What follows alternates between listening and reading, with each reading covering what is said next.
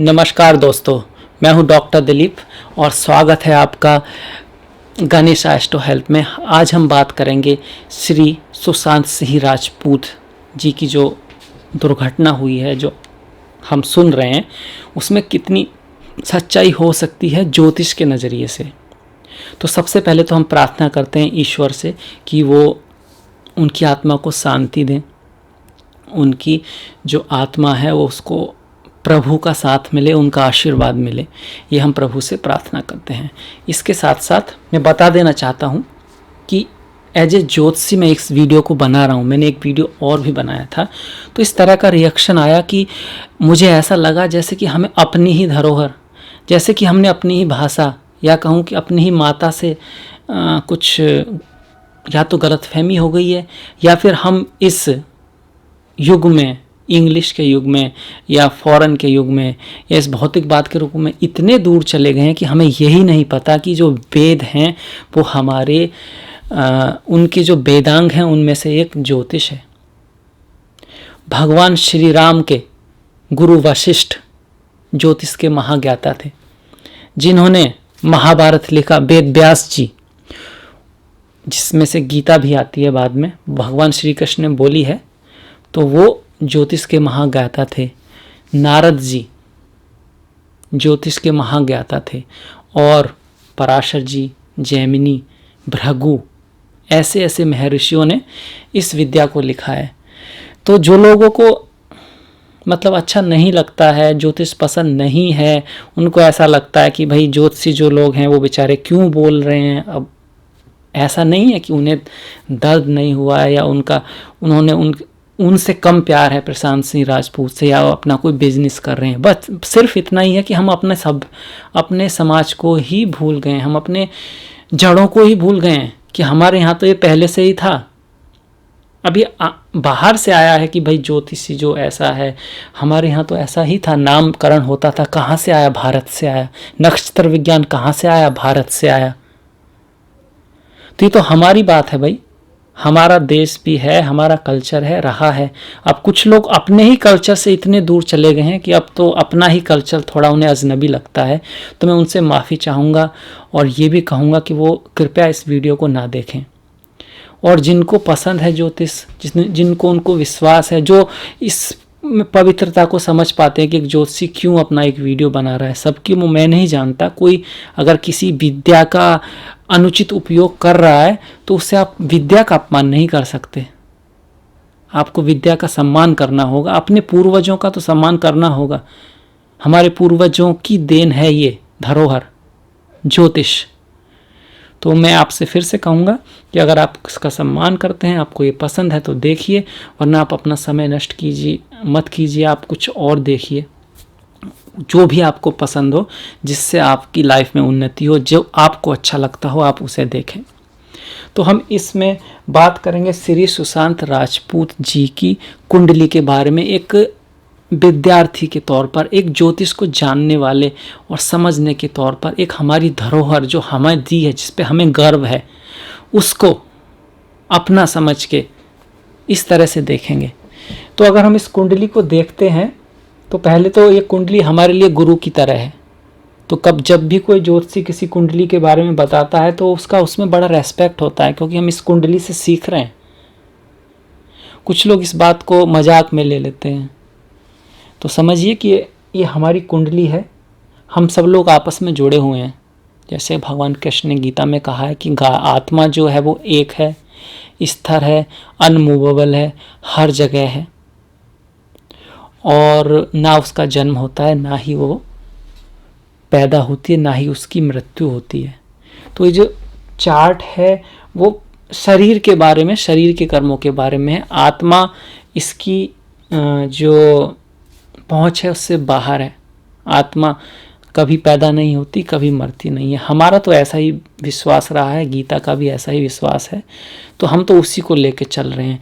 जिसको इन बातों में थोड़ा सा ये लगता हो कि पिछलेपन की बातें हैं, तो उनसे सादर निवेदन है कि वो वीडियो को बंद कर दें और जो पसंद हो उसे देखें।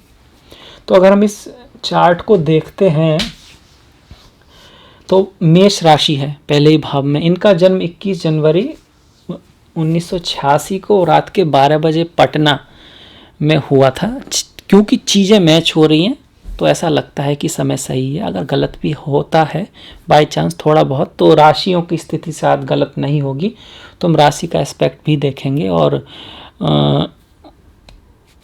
ज्योतिष को समझने की नज़रिए से हमारा एक प्रयास है, क्योंकि ये प्रयास होना चाहिए।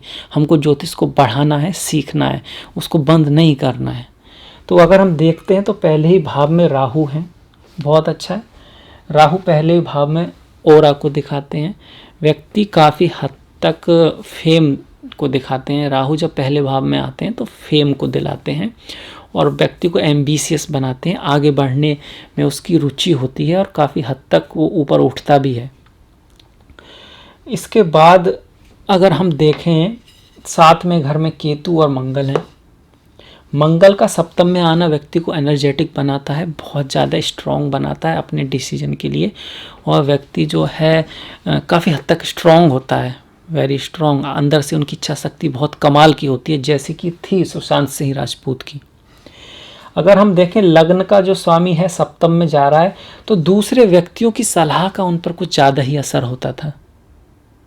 लग्न अब दूसरों से वो अपने को देखते थे, तो शायद ये भी एक कारण रहा हो कि दूसरे व्यक्तियों ने कुछ ऐसा कहा हो। बाकी उनकी काफ़ी स्ट्रॉन्ग पर्सनैलिटी थी, पर दूसरों क्या बात करते हैं, समाज क्या कह रहा है, आगे का पर्सपेक्टिव क्या है, लोगों ने उनसे क्या कहा, उस चीज़ को वो सीरियस ले सकते थे। यहाँ से ये बात निकल के आती है। दूसरी ये भी बात आती है कि अष्टम का जो स्वामी मंगल है वो सप्तम में आ रहा है और केतु के साथ है। चूंकि अष्टम का स्वामी जो है आयुष को दिखाता है, आयु को दिखाता है, और वो सप्तम में आ रहा है जो कि एक मारक भाव है, क्योंकि अष्टम से 12वां भाव है और केतु के साथ है जो कि एक कार्मिक ग्रह है। तो यहाँ संभावना है कि व्यक्ति कोई ऐसा डिसीजन ले सकता है, रेशनल डिसीजन, एकदम से अचानक से कुछ ऐसा, क्योंकि केतु और मंगल दोनों ही बहुत ही अग्नि प्रधान ग्रह हैं और बहुत ही इस तरह के ग्रह हैं, और केतु एक हेडलेस प्लैनेट है। तो कभी कभी व्यक्ति अचानक ऐसे निर्णय ले सकता है, जैसे कि भाई घर बार छोड़ के संन्यास ले लो, ये बहुत बड़ा डिसीजन होता है। या फिर जैसे कि जब लोग आतंकवादी बन जाते हैं, हालांकि वो सही सोचकर बनते हैं, पर इस तरह की संभावना है कि व्यक्ति कोई एक्सट्रीम स्टेप ले सकता है। और इन दोनों की दृष्टि लग्न पर चल रही है। लग्न बुद्धि होता है, धी के 4 एस्पेक्ट हैं, उनमें से एक है बुद्धि, ये है शुद्धि, इसको वृद्धि और इसको सिद्धि कहते हैं।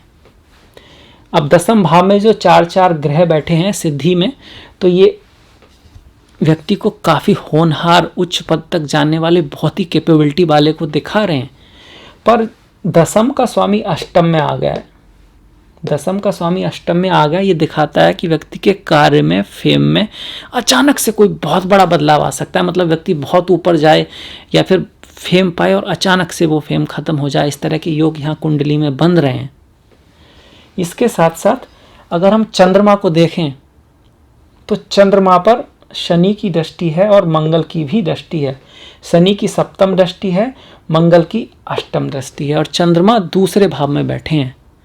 दूसरा भाव और 7वां भाव ये मारक स्थान कहलाता है, 8वां भाव आयु स्थान कहलाता है। तो चंद्रमा मारक स्थान में बैठे हैं और मंगल जो कि मृत्यु भाव या फिर आयु के भाव के स्वामी होकर मारक भाव में बैठकर चंद्रमा को देख रहे हैं। चंद्रमा यहाँ उच्च के हैं, बहुत अच्छी बात है, पर गड़बड़ क्या होती है कि चंद्रमा यहाँ पर चतुर्थ के स्वामी भी हैं और चतुर्थ के कारक भी हैं, स्वामी भी हैं, कारक भी हैं।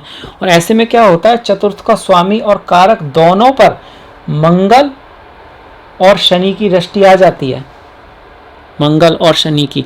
तो एक तरह से चतुर्थ भाव जो कि अंदर का है, जो कि एंडिंग का है, हमारी जब अर्थी निकलती है, हम जब मरते हैं, हमारी जो एंडिंग होती है, किसी भी चीज़ की एंडिंग होती है, जो कि साथ में हमारे माता का भी है, जो कि हमारे गद्दी, कोई राजनेता को कोई गद्दी मिलती है उसका भी है।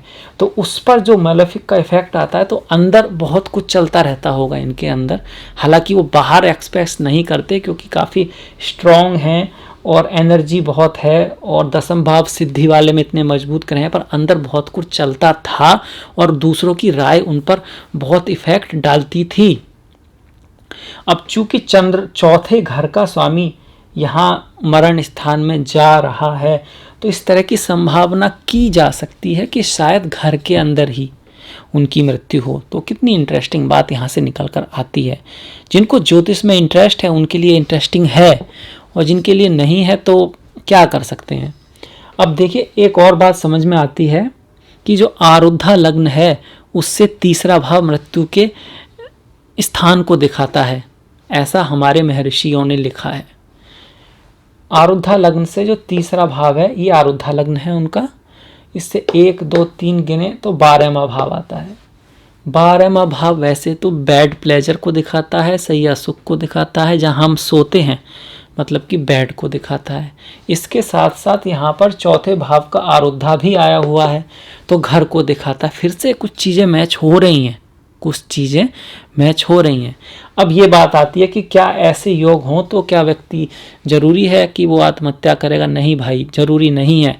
हमको आयु निकालनी होगी। महर्षि जैमिनी ने जो दिया है सूत्र उनके अनुसार, जिसमें कि हम लग्न, होरा लग्न, लग्न का स्वामी और अष्टम का स्वामी, चंद्रमा और शनि को देखते हैं। अगर रिजल्ट स्थिर आता है तो अल्पायु, अगर रिजल्ट चर आता है तो लंबी आयु, अगर रिजल्ट द्विस्वभाव राशि आता है तो बीच की आयु पाई जाती है। इसके अलावा अगर आत्मकार का जो है अष्टमेश है तो कई बार मिडिल आयु हो सकती है। आत्मकार का की हमको पोजीशन देखनी होगी, पर अगर वो सप्तम भाव में आ जाता है तो चीज़ें उल्टी हो जाती हैं। तो इसमें ऐसा ही हुआ है। आत्मकार का जो है वो मंगल हैं, वो अष्टमेश हैं, पर वो सप्तम में आ गए हैं तो चीज़ें उल्टी हो जाती हैं। वैसे भी केतु के साथ हैं, तो यहाँ पर कम आयु के योग हैं पहले से ही। तब हम इस चीज़ को देखते हैं कि भाई चंद्रमा जो चतुर्थ का कारक भी है, स्वामी भी है, उस पर शनि की भी दृष्टि आ रही है, उस पर मंगल की भी दृष्टि आ रही है। उसके बाद हम जाते हैं ट्रांजिट की तरफ कि ट्रांजिट क्या चल रहा है, गोचर क्या कह रहा है, महादशाएं क्या कह रही हैं, ये सब देखते हैं। अगर महादशाएं देखी जाएं तो गुरु और राहु की चल रही है विषमोत्तरी महादशा, जो कि बहुत इंपॉर्टेंट है। इसके अलावा चरा दशा जो महर्षि जैमिनी ने जिस पर ज़्यादा जोर दिया, वो कन्या राशि मतलब छठे भाव की राशि और वृश्चिक राशि 8वें भाव की राशि की चल रही है। तो छठा भाव भी अच्छा नहीं है, रोग ऋण शत्रु का है, और 8वां भाव भी अच्छा नहीं है, मृत्यु का भी है, आयु भाव भी है। इसके साथ साथ त्रिसमांशा एक चार्ट होता है, उससे भी हेल्प ली जा सकती है। उसके थ्रू भी इस तरह की चीज़ें आ रही हैं कि शनि और चंद्र का इफेक्ट आ रहा है, जो डिप्रेशन व्यक्ति को दे सकता है। और भी कई बातें देखें अगर हम, तो यहाँ जो शनि है वो 10वें भाव के स्वामी भी हैं और 11वें भाव के स्वामी भी हैं। तो कैरियर में बदलाव के कारण, दोस्तों के कारण, किसी अफवाह के कारण, या कोई ऐसी गुप्त घटना भी हो सकती है जो हमें अभी नहीं पता है, वो इस कार्य के पीछे रही हो। इसके साथ साथ जो मंगल हैं वो 7वें घर में आ रहे हैं, तो कोई दोस्ती, कोई फ्रेंडशिप, कुछ ऐसी चीज़ें इसके पीछे हो सकती है, या फिर कोई ऐसी बात जो उनके मन को ज़्यादा लग गई हो, वो इस चीज़ का एक्टिवेशन कर सकती है। इस तरह की संभावनाएं यहाँ पर दिख रही हैं। तो ये हमारी तरफ से थोड़ा सा हमने देखा दशाओं का। अगर हम गोचर को देखें तो गोचर में भी मंगल फिलहाल जो 14 तारीख को जो थे, उनकी दृष्टि चंद्रमा पर पड़ रही थी। ट्रांजिट के मंगल की जन्म के चंद्रमा पर दृष्टि पड़ रही थी। इसके साथ साथ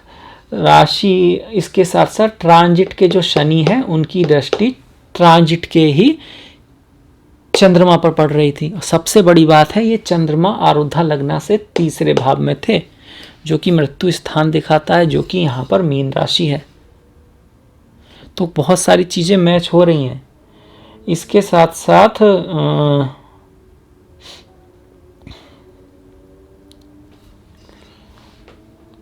बुध और राहु जो कि तृतीय भाव में है, और तृतीय भाव कई बार गले को दिखाता है, हाथों को दिखाता है। तो फांसी लगा के जैसे उन्होंने जो ट्राई किया है कुछ चीज़ें मिलती जुलती मिल रही हैं। अब कुछ लोग कह रहे हैं कि भाई पहले से क्यों नहीं बता दिया। पहली बात तो किसी भी व्यक्ति के बारे में ऐसा बताना मना किया गया है मृत्यु से पहले। इससे व्यक्ति पर नकारात्मक प्रभाव पड़ता है और सिर्फ ये दिखाने के लिए कि आप कितने जानकारी वाले हैं, तो ये बताना बिल्कुल ही मना है। किसी को भी किसी की भी मृत्यु के बारे में एग्जैक्ट नहीं बताना चाहिए। और आइडिया होता भी है तो ऐसा कह सकते हैं कि भाई थोड़ा सा खतरा है, इससे ज़्यादा नहीं। तो जो लोग कहते हैं कि भाई पहले क्यों नहीं बताया, तो वो बताना मना है और बताना भी नहीं चाहिए।